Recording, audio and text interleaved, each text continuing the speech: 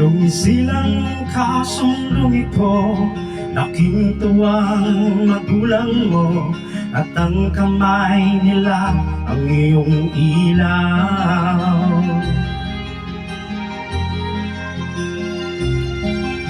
At ang nanay at tatay mo'y di malamang gagawin, inamasdan pati pagtulog mo.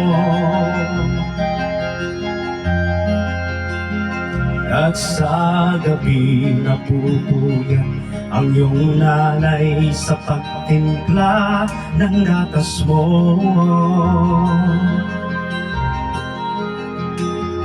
At sa umaga na may kalong ka ng iyong ama, tuwang-tuwa sa'yo.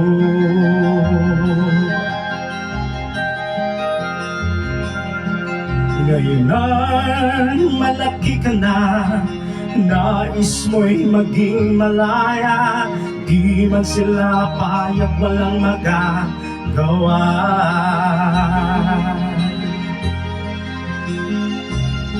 Ikaw nga'y biglang nagbago, naging matigas ang iyong ulo, at ang payo nila'y sinuway mo.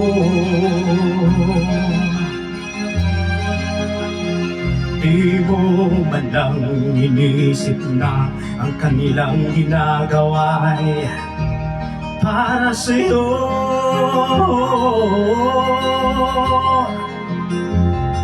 Pagkat ang nais mo'y masunod ang layaw mo, di mo sila pinapansin.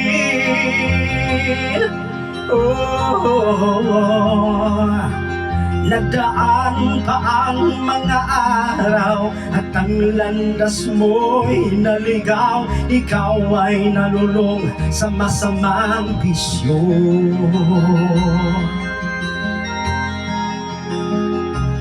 At ang una mong nilapitan ang iyong inang lumuluha, at ang tanong, anak, ba't ka nagkaganyan? Bakit nga ba? At ang iyong mga matay biglang lumuha nang di mo napapansin.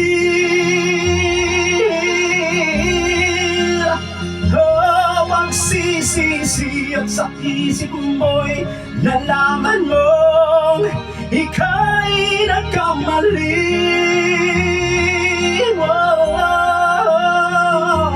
Pagsisisi at sa isip mo'y nalaman mong ika'y nagkamali.